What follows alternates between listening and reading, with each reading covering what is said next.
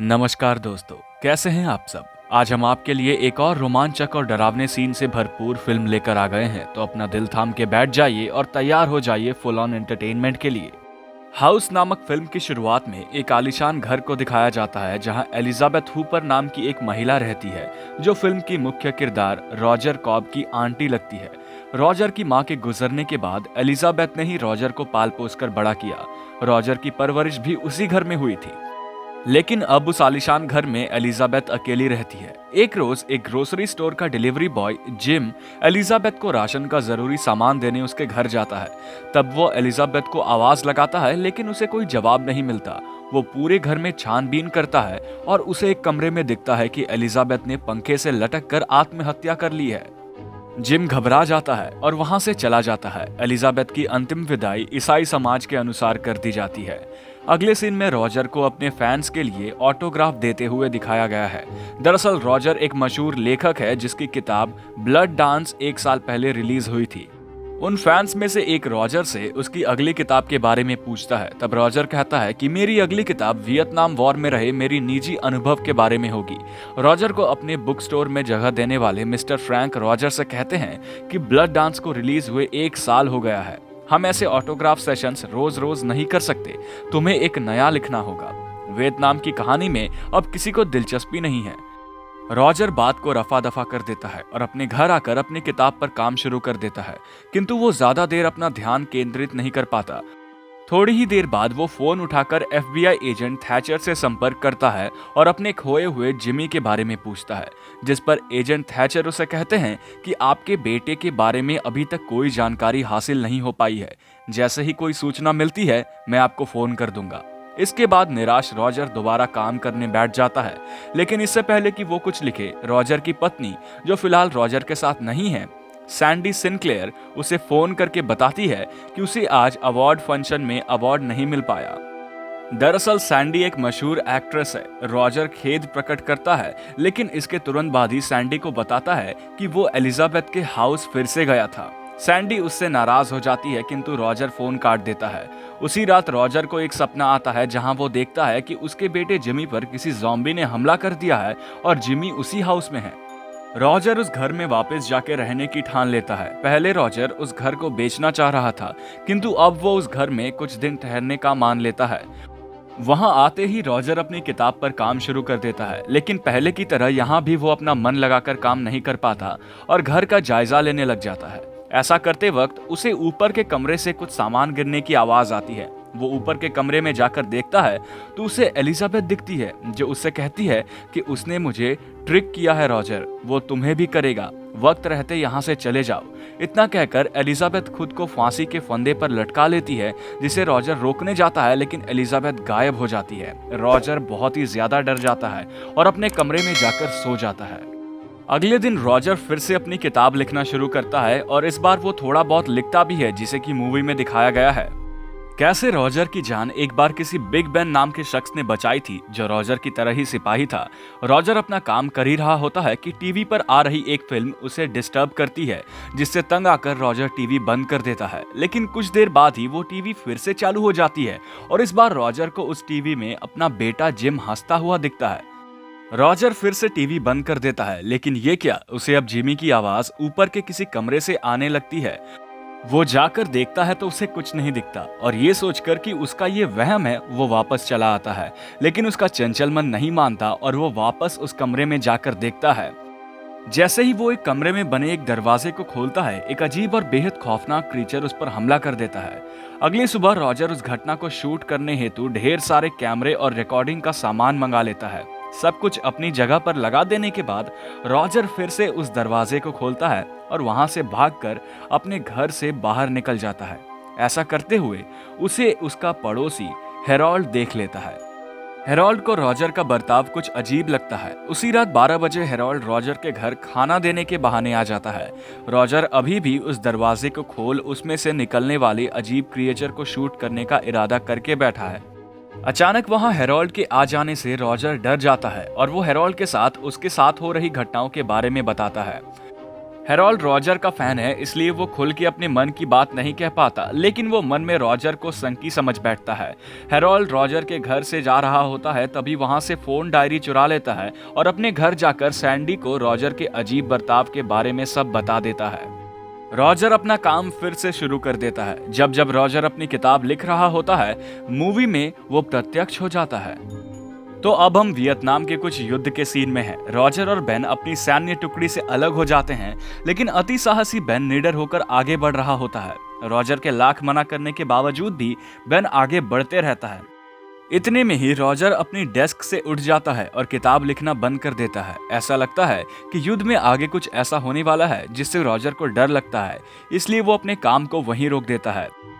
तभी वो देखता है कि उसके कमरे में टंगी एक मृत मछली अचानक जीवित हो उठती है और तड़पने लगती है। रॉजर उससे डर कर गैराज में हथियार ढूंढने जाता है, लेकिन ये क्या, यहाँ तो गैराज में रखे हथियार ही हवा में उड़कर रॉजर पर हमला करना शुरू कर देते हैं। रॉजर जैसे तैसे वहां से एक बंदूक लेकर बाहर आ जाता है और उस मछली को भी मारकर उसे कपड़े से ढक देता है। अगली सुबह रॉजर दांत साफ कर रहा होता है। इतने में ही उसके दरवाजे को कोई खटखटाता है। वो उसे खोलकर देखता है तो उसे दिखता है कि वही औजार और हथियार उसको मारने के लिए तैनात खड़े हैं। रॉजर उन सभी हथियारों को एक कमरे में बंद करके नीचे उतर आता है। नीचे उसे सैंडी खड़ी नजर आती है, जो रॉजर का हाल जानने वहां आई होती है, लेकिन वो सैंडी नहीं, एक अजीब सी दिखने वाली महिला होती है जिसे रॉजर गोली मार देता है। किंतु जब वो मरती है तो रॉजर को सैंडी की शक्ल दिखती है। रॉजर काफी उदास हो जाता है, क्योंकि उसे लगता है कि उसने अपनी बीवी का कत्ल कर दिया।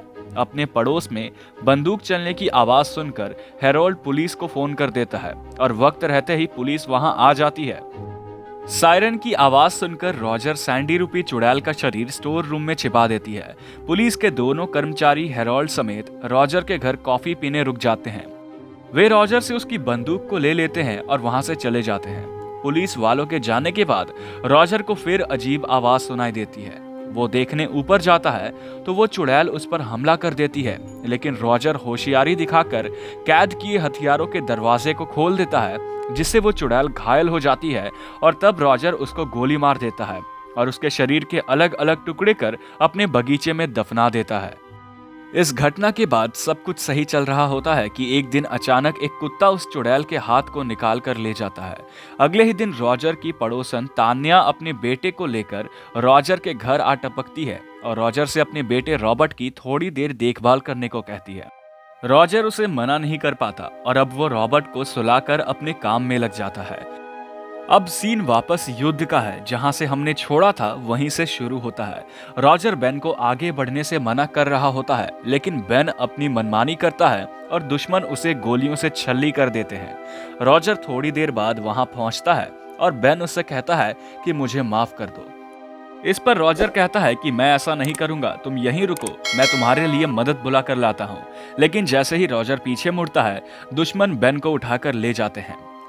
इतना लिखकर रॉजर उठ जाता है और देखता है कि रॉबर्ट खतरे में है, क्योंकि उसे दो छोटे छोटे चुड़ैल उठाकर ले गए हैं। जी हाँ, सही सुना आपने, छोटे छोटे चुड़ैल। दरअसल ये मूवी थोड़ी फनी भी है, लेकिन रॉजर उसे बचा लेता है और थोड़ी ही देर में तान्या वहां आकर रॉबर्ट को ले जाती है।